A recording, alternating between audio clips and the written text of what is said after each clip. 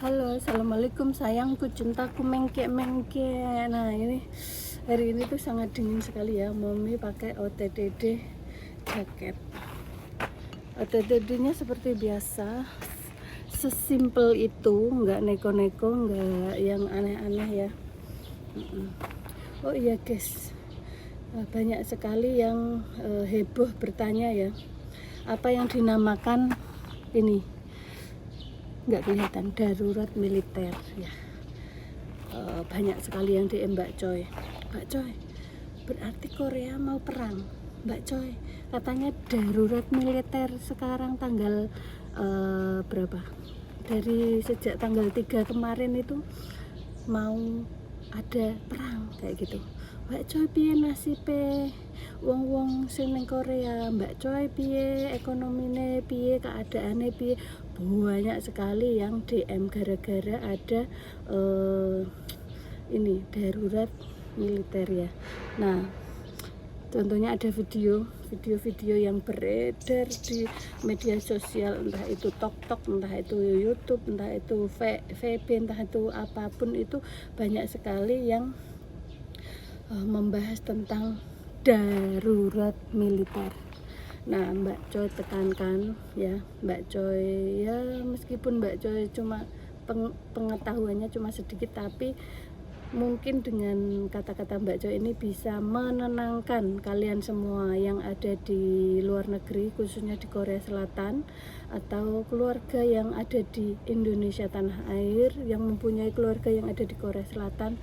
Mbak Coy akan kasih tahu pelan-pelan. Darurat militer ini tuh ya memang ada darurat militer ya guys ya, tapi ini tuh bukan antara negara Korea dan Korea Selatan dengan Korea Utara, bukan ya, bukan. Darurat militer ini tuh langsung apa ya, maksudnya tuh antara ya, masalah internal, maksudnya dari negara sininya sendiri, di dalam negara sininya sendiri, masalah internal politik. Nah, kalau di Indonesia itu namanya kudeta atau entah apa itu ya kan, antara presiden dan lawan parlemen.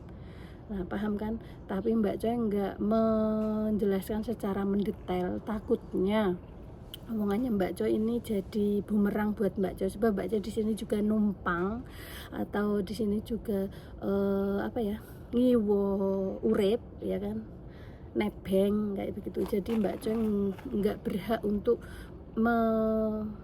membeberkan secara gamblang atau secara transparan apa yang terjadi. Cuman di sini Mbak Coy akan ngedem-dem matine wong-wong, maksudnya kasih ketenangan buat siapapun yang ada di Korea atau siapapun yang mempunyai keluarga yang ada di Korea Selatan yang saat ini resah, gelisah, takut, cemas dan lain sebagainya, bahwa ada kabar darurat militer. Otomatis di benak mereka, di pikiran mereka, di dalam hati mereka itu tercantum bahwa darurat militer itu akan ada peperangan ya gitu kan pastinya ya kan, ngaku-ngaku. Nah ini bukan soal negara tetangga, ini dari murni langsung dari dalam negerinya sendiri, antara presiden dan parlemen dan tetek bengeknya ya kayak gitu. Otomatis nah sejak dipublikasikan atau diumumkan adanya darurat militer pada tanggal 3 Desember 2024 ini, secara langsung ya serentak 12 kabinet itu melakukan musyawarah atau diskusi atau meeting besar-besaran akan menggagalkan atau akan membatalkan darurat militer ini. Nah, maka dari itu mari kita sama-sama berdoa semoga presiden kita itu yang ada di Korea Selatan ini menyetujui ya, dari jarak 2 jam itu langsung ada pembatalan ya, dari 12 kabinet, pokoknya jajaran pemerintah yang ada di sini itu kompak semuanya mau membatalkan darurat militer itu. Nah, kembali lagi ke presiden, Mbak Coy nggak menyebut nama ya, sebab di sini sekeliling sini banyak sekali orang-orang, nanti dikiranya Mbak Coy ini gimana-gimana. Suaranya kan kalian dengarkan, kalau Mbak Coy menyebut nama presiden kita, nah Mbak Coy ini sengaja memakai bahasa Indonesia atau memakai bahasa kita agar orang-orang di sekeliling kita itu nggak tahu apa yang Mbak Coy omongin, kecuali kalau mereka paham yang Mbak Coy bahasa ini bahasa apa, mungkin ya terserah mereka ya, mungkin bisa mendengar, tapi Mbak Coy nggak berani menyebutkan nama presiden ya. Yang di sini Mbak Coy tekankan, Mbak Coy kasih kabar bahwa siapa yang ada di Korea Selatan, siapapun itu, siapa yang mempunyai keluarga yang ada di Korea Selatan, tenanglah ibu-ibu, bapak-bapak, mbak-mbak, adik-adik yang mempunyai sanak saudara, anak atau keluarga yang ada di Korea Selatan, mohon tenang ya. Karena apa? Dengan kita gelisah, cemas dan lain sebagainya, padahal yang di Korea Selatan ini sebagian emang kalau daerah Seoul sana itu dibatasi jam 11 malam harus sudah di rumah, nggak boleh ada kerumunan, nggak boleh ada festival, nggak boleh ada konser-konser dan gerumbulan ya.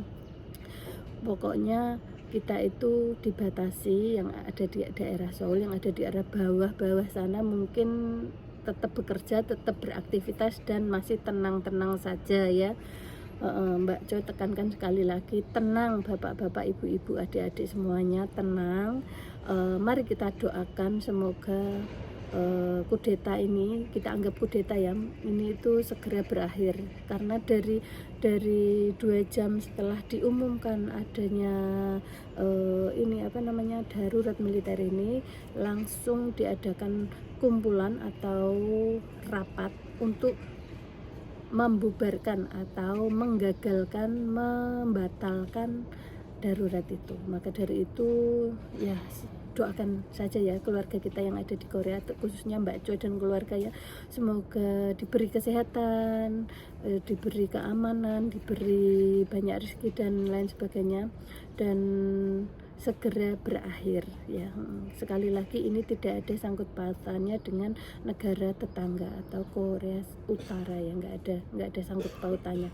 Ini hanya antara presiden dan parlemen. Maka dari itu tenanglah Bapak Ibu, sabar, ikhtiar, berdoa ya, berdoa agar semua saudara dan keluarga kita yang ada di Korea Selatan ini aman-aman saja.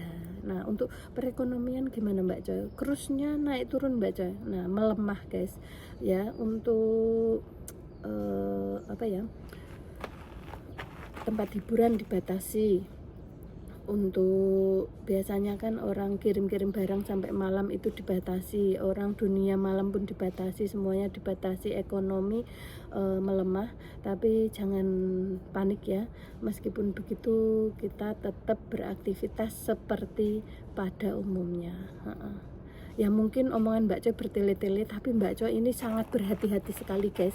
Mau berbicara kayak begini itu sangat hati-hati, sangat sensitif ya. Mbak Coy sendiri takut, cuman Mbak Coy ini mau meredam ketakutan kalian. Enggak kalian saja yang takut, Mbak Coy sendiri juga takut, tapi namanya orang semua pasti ada jalan keluarnya. Kalau untuk menyenggol presiden Mbak Coy angkat tangan, nggak mau menyenggol, apapun itu urusannya, semoga segera selesai kayak begitu saja. Tapi keadaannya gimana Mbak Coy? Keadaannya ya seperti sekarang, kalian bisa melihat situasi di depan Mbak Coy ini masih beraktivitas seperti biasa, tapi Mbak Coy nggak bisa kasih tahu satu persatu ya, itu sangat privasi, sensitif sekali. Ngeblurnya ini Mbak Coy nggak pinter ngeblur ya, jadi Mbak Coy nggak menunjukkan orang-orang yang lalu lalang. Yang penting di sini masih aman dan tentram ya, masih aman dan tentram. Mohon doanya semoga segera berakhir. Tapi ini tak bisik-bisik ya, ini akan dibatalkan sesegera mungkin. Oke, assalamualaikum warahmatullahi wabarakatuh. Bye bye, sarang ya, dadah. Doanya ya guys ya, sehat-sehat semua, lancar rezekinya, dan assalamualaikum warahmatullahi wabarakatuh. Bye bye, sarang.